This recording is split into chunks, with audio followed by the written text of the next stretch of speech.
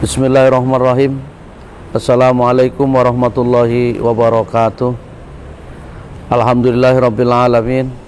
Wassalatu wassalamu ala asyrafil anbiya'i wal mursalin wa ala alihi wa sahbihi ajma'in wa man tabi'ahum bi ihsanin ila yaumiddin. Puji syukur kehadirat Allah Subhanahu wa taala. Alhamdulillah, pada kesempatan yang mulia ini kita diberikan oleh Allah sehat wal afiyah sehingga dapat meneruskan pengajian kitab Al-Arba'in An-Nawawi. Dan pada kesempatan yang baik ini, alhamdulillah kita masuk pada hadis yang keempat. Bismillahirrahmanirrahim. Al-Hadisur Rabi', hadis yang keempat. An Abi Abdurrahman, dari Abi Abdurrahman Abdullah bin Mas'ud radhiyallahu, mudah-mudahan meridhoi siapa Allah anhu, kepada Abdurrahman Abdullah bin Mas'ud. Qala, ia berkata, haddatsana, telah menceritakan kepada saya, telah menceritakan kepada kami, siapa Rasulullah sallallahu alaihi wasallam. Wa huwa, dan adapun Nabi itu as-shadiqu, adalah orang yang benar perkataannya. Al-masduku, lagi yang dibenarkan. Inna ahadakum, sesungguhnya salah seorang di antara kamu, yujma'u khalquhu, dikumpulkan penciptaannya, fi batni ummihi, di dalam perut ibunya, arba'ina yauman, selama 40 hari, nutfatan, berupa air mani, summa yakunu alaqatan, summa kemudian yakunu alaqatan, summa kemudian yakunu, ia jadi alaqatan, alaqah atau darah beku, mithla dalika, seperti itu 40 hari, summa yakunu, kemudian ia jadi mudghatan, mudghah, daging, segumpal daging, mithla dalika, seperti itu 40 hari, summa yursalu ilaihi, summa kemudian yursalu, diutus, ilaihi, kepadanya, siapa, al malaikatu, seorang malaikat, fayanfuhu, lalu dia meniupkan, fihi, padanya, ar-ruha, akan ruh, wa yu'maru, dan dia diperintahkan, bi arba'i kalimatin, dengan menuliskan 4 kalimat, bi arba'i kalimatin, dengan menuliskan 4 kalimat, bi katbi rizkihi wa ajalihi wa amalihi, bi katbi rizkihi, dengan menuliskan rizkinya, wa ajalihi, dan ajalnya, wa amalihi, dan amalnya, wa saqiyun, dan celaka, au sa'idun, atau bahagia. Fa wallahi, maka demi Allah, allazi la ilaha, yang tiada Tuhan ghairahu, selain daripada Allah. Inna ahadakum la ya'malu bi amalin ahlil jannah. Jadi hadis yang keempat ini menjelaskan bagaimana manusia diciptakan oleh Allah Subhanahu wa taala. Prosesnya adalah 40 hari berupa mani. Jadi manusia ini berasal pada saat penciptaannya, 40 hari pertama itu berupa mani.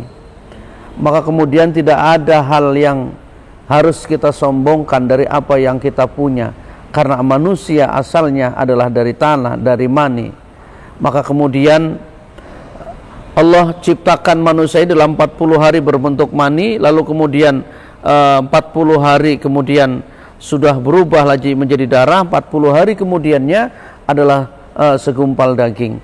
Pada saat itu kemudian Allah Subhanahu wa taala mengutus malaikat untuk meniupkan ruh dan menetapkan di situ 4 perkara yang ditentukan oleh Allah Subhanahu wa taala. Yang pertama adalah rizkinya. Jadi manusia ini masing-masing sudah ditetapkan oleh Allah rizkinya. Maka kemudian ada salah satu doa yang sering kita baca, Allahumma la mani'a lima a'taita wa la mu'tiya lima manata. Jadi kalau rezeki ini adalah Allah berikan kepada kita, bagian kita, maka andai kemudian sekampung pun orang mencegahnya, tetap bahwa rezeki itu akan sampai kepada kita. Dan kemudian yang kita sering lihat, ada yang kaya, ada yang miskin. Artinya memang dalam kehidupan ini sudah ditakdirkan oleh Allah Subhanahu wa taala sejak zaman azali. Itu sebabnya pada saat itu, pada saat umur jabang bayi dalam kandungan 4 bulan, mengumpulkan banyak orang, mengumpulkan hamba-hamba Allah yang soleh, mengumpulkan orang-orang yang bagus bacaan Qur'annya, mengumpulkan orang-orang di sekitarnya untuk sama-sama berdoa munajat kepada Allah Subhanahu wa taala, agar pada saat ditetapkan itu Allah menetapkan, Allah menjadikan sesuatu, Allah kemudian menetapkan sang jabang bayi kelak lahir ke alam dunia ini tentunya adalah ketetapan yang baik. La yarudul qada illa doa, tidak ada yang bisa merubah ketetapan Allah kecuali dengan doa. Istaksir minan nas min du'ail khair lak fa innal abda la yadri ala lisanin may yustajabulah au yurham. Itu sebabnya Nabi sampaikan lewat hadisnya bahwa tidak ada yang tahu di antara siapa yang doa diijabah oleh Allah Subhanahu wa taala. Maka kemudian mengumpulkan banyak orang, mengumpulkan orang-orang soleh, dibacakan ayat-ayat suci Al-Qur'an pada saat umur 4 bulan kandungan sang jabang bayi dalam kandungan, dengan tujuan tentu adalah dari sekian banyak orang yang berdoa akan dikabul oleh Allah Subhanahu wa taala, diijabah oleh Allah Subhanahu wa taala, sebab tidak ada yang bisa merubah ketentuan yang Allah telah tetapkan kepada kita kecuali doa. Lalu kemudian setelah Allah tetapkan rizkinya, ditiupkan oleh malaikat dan menetapkan 4 perkara. Pertama rizkinya, yang kedua ajal. Itu sebabnya tidak ada satupun manusia yang bisa menentukan kapan ia akan wafat, kapan dia akan meninggal. Karena orang meninggal itu adalah 3 misteri. 1 misteri waktu, yang kedua misteri sebab, yang ketiga adalah misteri tempat. Idza jaa ajaluhum la yastakhiruna sa'atan wa la yastaqdimun. Apabila ajal ini sudah menjemput kita, maka tidak bisa dimajukan dan tidak bisa dimundurkan. Saat itu pula ajal tiba, maka saat itu pula kita akan berakhir kehidupan di alam dunia yang panah ini. Oleh karena itu doa menjadi hal terpenting. Allahumma tawil umurana. Kita memohon kepada Allah Subhanahu wa taala dipanjangkan umurnya, tentu adalah diiringi pula dengan kebaikan ibadahnya. Sebab tidak ada artinya umur yang panjang kalau kemudian tidak diiringi dengan amal perbuatan yang baik. Amal perbuatan yang baik yang kita lakukan pada saat kita kemudian oleh Allah dipinjemin umur untuk melakukannya hal yang terbaik, maka Nabi sampaikan adalah mantola umruhu khairun nas, mantola umruhu wahasuna amalu.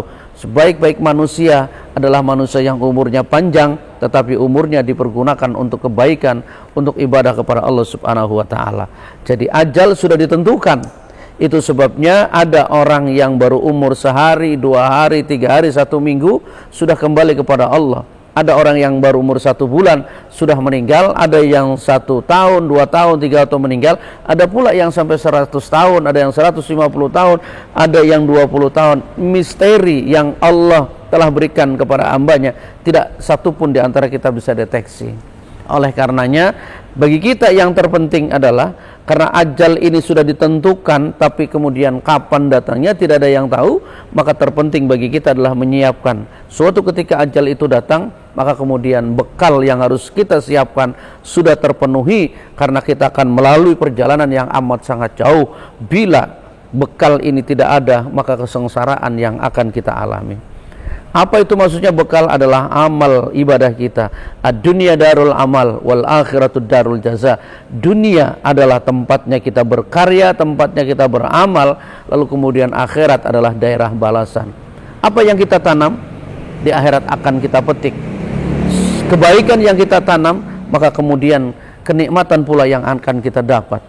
Dan yang ketiga adalah yang akan ditetapkan oleh Allah Subhanahu wa taala pada saat umur 4 bulan. Yang pertama tetapkan rezekinya, ajalnya, wa amalihi dan amalnya. Wa sakyun au sa'idun, celaka atau bahagia. Jadi sudah ditentukan umur, jodoh, celaka, bahagia. Itu sebabnya musibah tidak bisa kita hindari pada saatnya sampai kepada kita. Tidak satu pun kadang-kadang tidak ada yang tahu apa yang akan terjadi. Maka kemudian keluar dari rumah, tiba-tiba dalam perjalanan terkena musibah. Maka kemudian Nabi sampaikan, Nabi ajarkan bahwa ketika keluar dari rumah ada doa yang dibaca. La haula wala quwata illa billah. Artinya apa? Bismillahi tawakkaltu 'alallah la haula wala quwata illa billah. Menyerahkan sepenuhnya kepada Allah Subhanahu wa taala. Karena apa?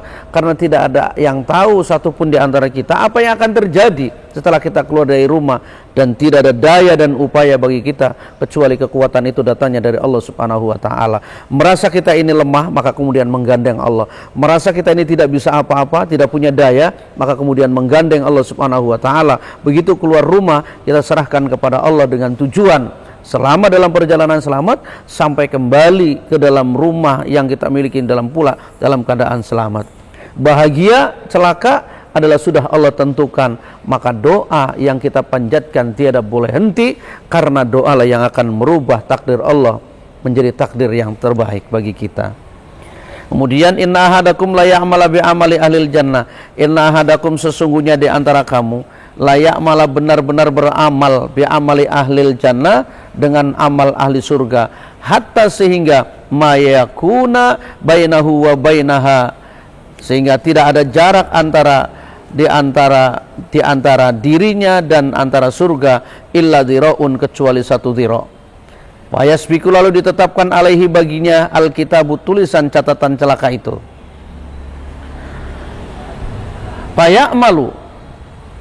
Faya'malu, kemudian ia melakukan atau beramal bi amalin ahlin nar, dengan amal ahli neraka.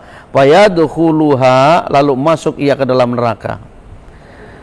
Jadi ada kalanya orang ini dari mulai kecil dia bagus, remaja dia bagus, melakukan sebuah amalan-amalan surga, amalan-amalan yang diridhoi oleh Allah Subhanahu wa taala.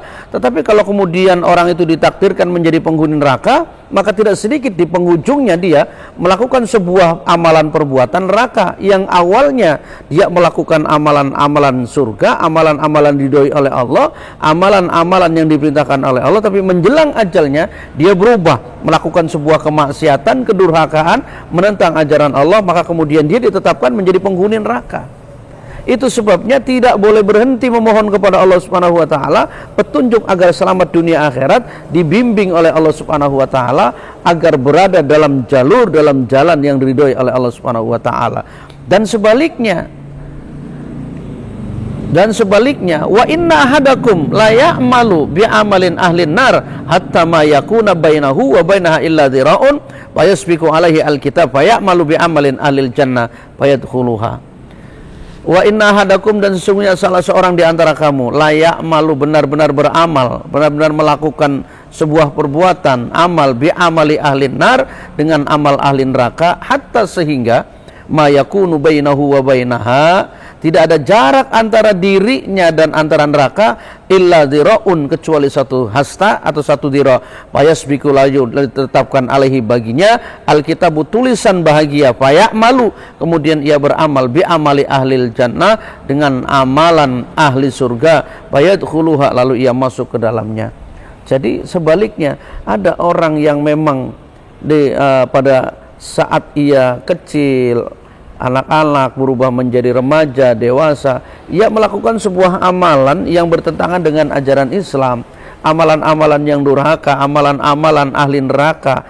Tetapi menjelang usia, di penghujung usianya, justru kemudian dia melakukan suatu amalan-amalan surga, amalan-amalan diridhoi oleh Allah, amalan-amalan yang tidak bertentangan dengan syariat, maka kemudian dia dicatat oleh Allah dan dia ditetapkan menjadi penghuni surga. Jadi betapa banyak orang yang seperti itu, yang awalnya dia baik, di penghujungnya su'ul khotimah. Ada yang di depannya su'ul khotimah, tapi kemudian di ujungnya menjelang ia wafat adalah husnul khotimah. Maka doa yang sering kita panjatkan, ya Allah biha, ya Allah biha, ya Allah biha, ya Allah bi husnil khotimah, memohon kepada Allah Subhanahu wa taala agar kita ditakdirkan oleh Allah, ditetapkan oleh Allah Subhanahu wa taala bahwa kita benar-benar melakukan sebuah amalan surga, dan lalu kemudian dicatat oleh Allah sampai di penghujung hayatnya adalah amalan surga, sehingga kemudian kita menjadi orang yang bahagia dunia dan bahagia di akhirat. Akhirnya Al-Fakir undur diri.